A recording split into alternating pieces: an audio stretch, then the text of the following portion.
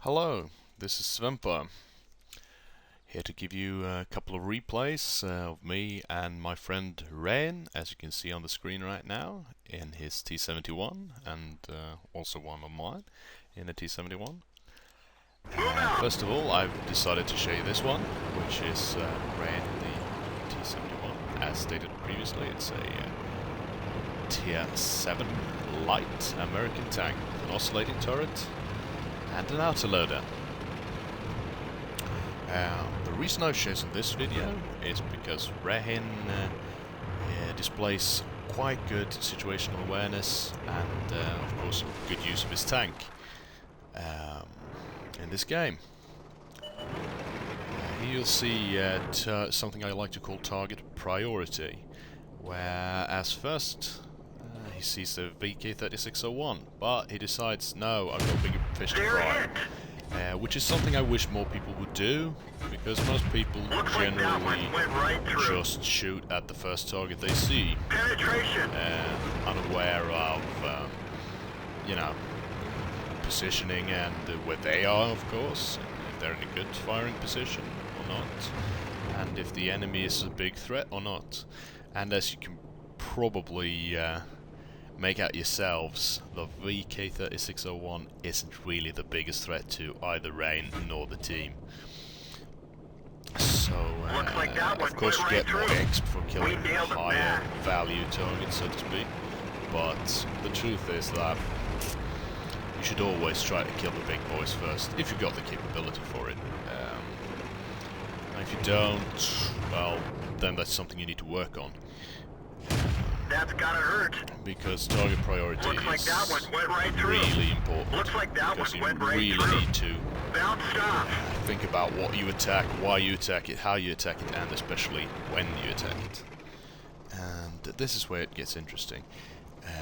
Because Rehin uses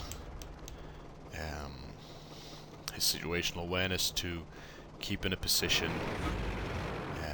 keep out of sight for a while to make sure that he isn't spotted anymore.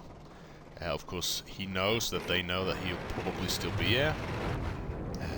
But as it is with light tanks, you can still move around in cover without losing camo value. And Rehin decides, well, that's enough of him. It's just one shot, worth it. And the tiger almost gets pounded, and Rehin pulls back just in time when they start to line their guns up against him. As you can probably see here on the map, there are some things going on, and well, Rehin decides that maybe I should be checking that out in a minute. He sees the T71 coming, and he decides to get himself into a good position to just fire upon that T43 whenever he comes around. And he's been out of sight for a while now, Rehin, so he's not spotted. We've hit them hard.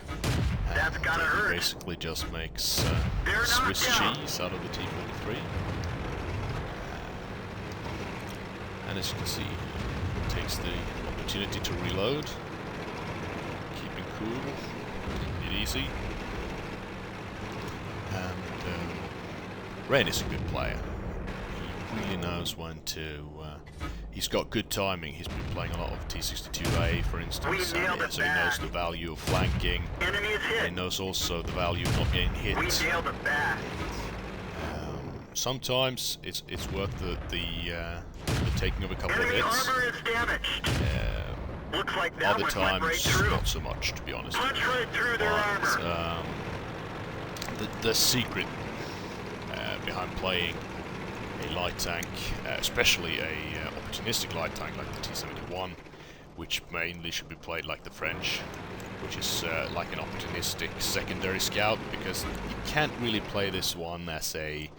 You can play it reasonably efficiently as a, you know, a passive scout because of the great view range, but you do want the vertical stabilizer and the gun laying drive, because of the fact that the gun on this tank can provide such a beating to anyone who gets caught in your crosshairs. So there's no point, in my opinion, to... you can play it as a scout. You should play it, you know, you should scout whenever you can, but in order to, you know, keep your team working out well. But there is also... the thing is with this tank, it's got the damage potential to really, you know, end games for people. Being very opportunistic has great rewards for you and your team in this tank. Seeing as you can dish out enormous amounts of damage in a short time, then retreat to either a scouting position or to the back of the team to reload, and then come back up to the front and just dodge around a bit. Because it can't really be played as a supremely active scout like the T52, T50-2, sorry. Because if you do that with this tank, it's too, you know, it's not really fast enough. It's got the top speed for it, but it accelerates too slowly. You can't. It's not like with the T50-2 where you can get into a position that is unfavorable for you, but then just turn around and get out of there. The speed bleed is not bad. It's just not good enough. The acceleration. It's only got about 23.5, I think, in specific power. So as stated, it should not be played as a, you know, suicide/mainline scout. In that opinion, no one should play a scout as a suicide scout. Like, it's just silly. But here you can see, basically game over. Rehin has been dishing out the damage. As you can see, it's got quite high bursts. He really knows what he's doing in this tank. That was that one. Let's head to the next one. Here we are. Steps. T71 still. Quick little buggers. We're going to start this game out, me and Rehin, platooned up, by scouting the field on the western side. And basically going to passive scout a bit. And keep watch, just preventing flank maneuvers. In this video, like I said, we'll start out by scouting and then we'll get involved into the action when opportunity presents itself. The thing about the T71 though, is that some people tend to feel that it's a bit of a... it should be played as an active scout. I don't really feel that that's the case, because mainly it doesn't have the acceleration for it. It's got more than, you know, less than 10, it's got 10 less specific power than the T30-2, and you really need that raw acceleration to be able to